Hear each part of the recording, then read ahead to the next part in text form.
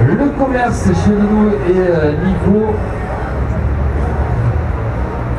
La société Roquefort, dont ces caves sont pas très loin, et ils ont un AOP qui est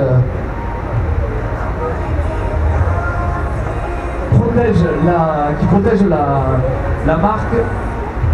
Pour son diffusion qui imprime les textiles, sacs à chaussures, t-shirts dont vous avez bénéficié lors du retrait de Dossard. Et le département de l'Aveyron, la communauté de communes Saint-Africain et évidemment la commune dont on aura peut-être un élu, voire le maire.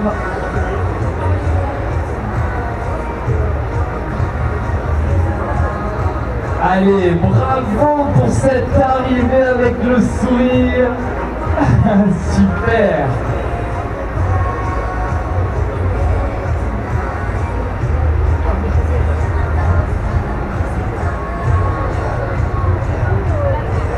On a plus les chronos, mais Sylvain Atesport va arriver et résoudre ça très rapidement. Merci, je les vois, hein, merci à la sécurité civile d'être présent, malgré qu'il n'y ait pas de soucis. Au moins vous n'avez pas de travail. C'est parfait. ATS Sport aussi, qui est chronométreur, représenté par Sylvain.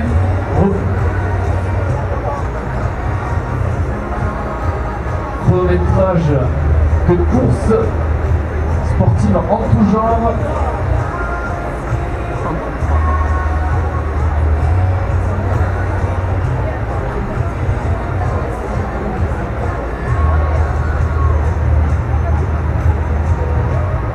Allez, l'arrivée du 30 km, ça continue, bravo. On a un problème d'affichage sur l'écran. Voilà.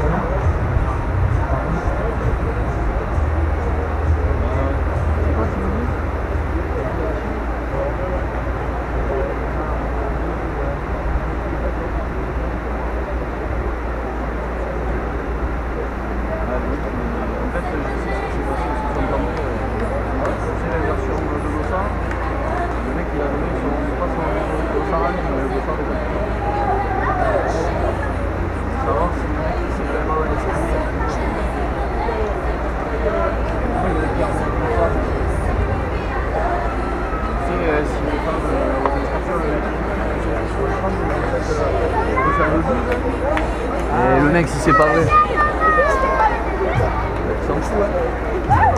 Allez, oh là là, il met dans le dos. Yes. Allez, bravo.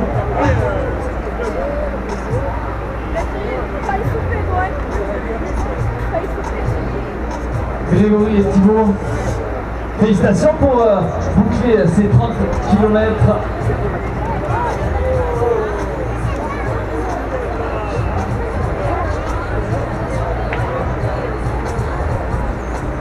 Les marches, les randonneurs, super.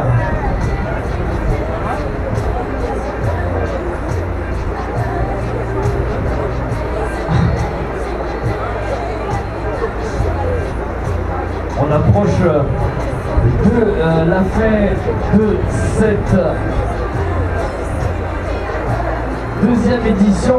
Évidemment, elle sera bouclée par la remise, le protocole,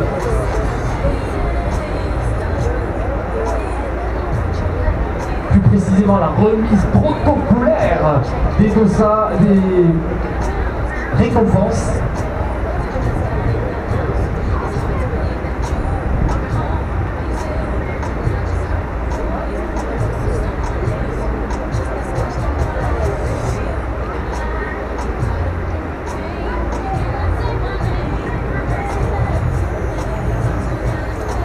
Alors je vais refaire un petit tour des différents partenaires qui sont sur le village, qui ont répondu présent sur le village. Le gâteau à la broche d'or, évidemment incontournable du pays aveyronnais. Hein, on avait dit précédemment, c'est cuit d'une manière artisanale et on prend le temps de faire cuire la pâte à base d'œufs, etc. Et le prix des gâteaux, il se fait comment? Au kilo, à la taille? Le prix du gâteau, c'est en fonction du poids. Donc c'est un prix au kilo. Et plus le gâteau est grand, moins il est cher. Voilà. Évidemment, c'est le temps de préparation, puisque vous me disiez qu'un gâteau, le plus petit gâteau, ça prenait 3 quarts d'heure, je crois. Oui, alors quand on dit 3 quarts d'heure, c'est 3 quarts d'heure de cuisson. Donc avant, il y a la préparation, la cuisson, le soulage, l'emballage, et voilà. Mais c'est vrai que le gâteau à la broche, c'est très long à faire. Mais par contre, quand on fait plus ça cuit doucement, meilleur le gâteau est. Donc il faut être patient. La patience avant la gourmandise. Oui, alors il y a, oui, si vous ne connaissez pas, et même si vous connaissez, il y a un panier dégustation qui vous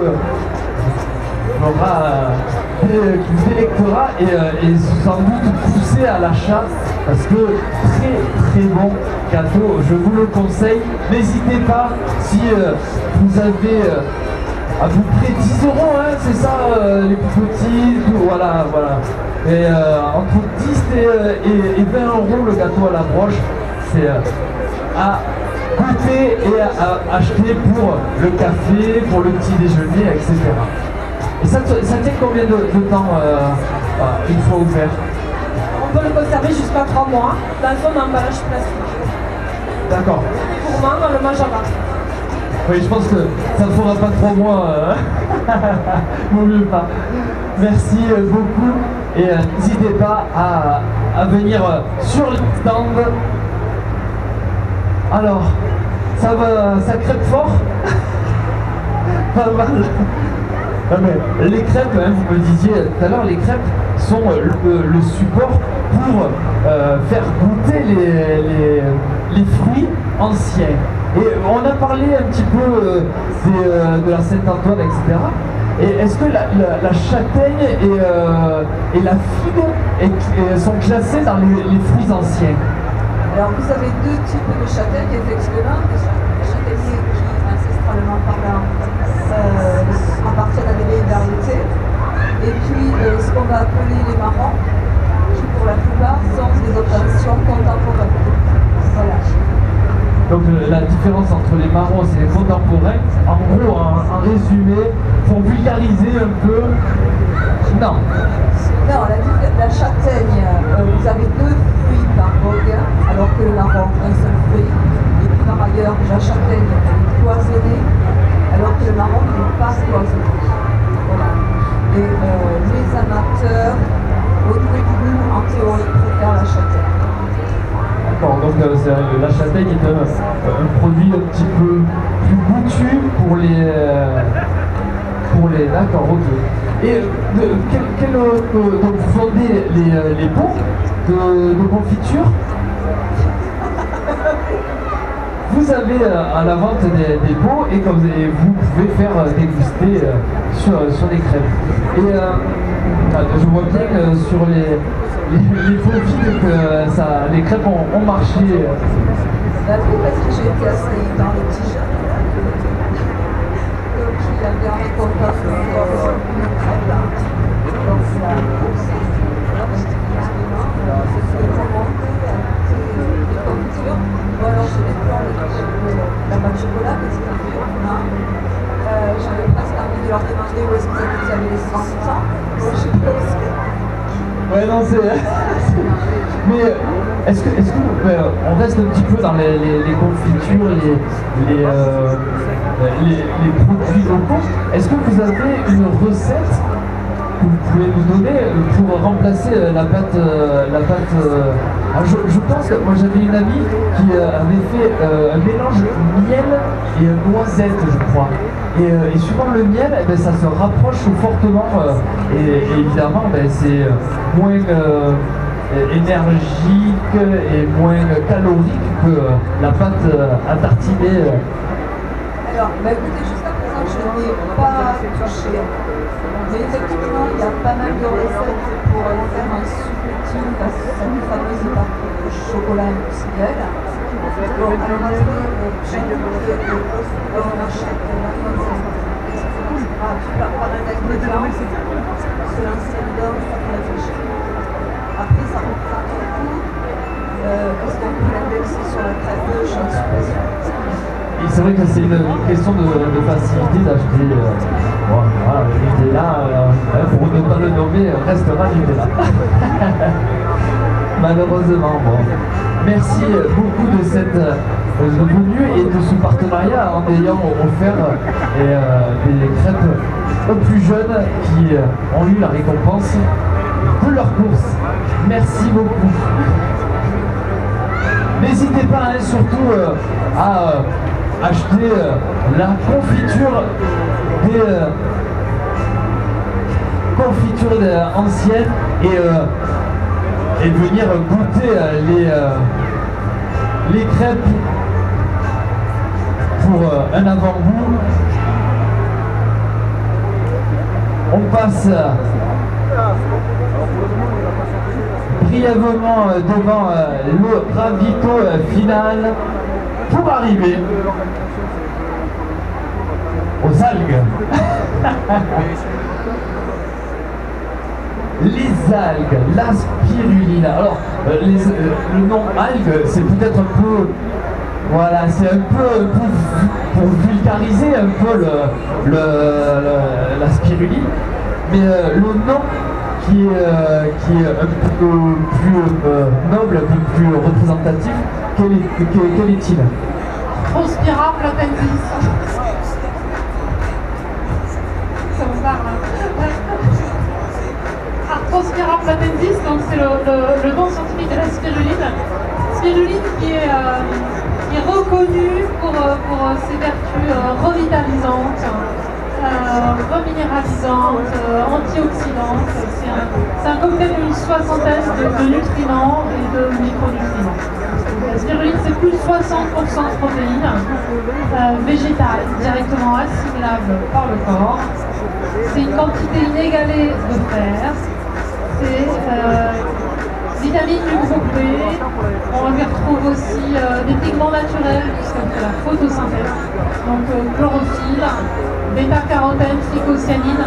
Voilà, la spiruline, c'est vraiment une bombe nutritive. Voilà, c'est exceptionnel.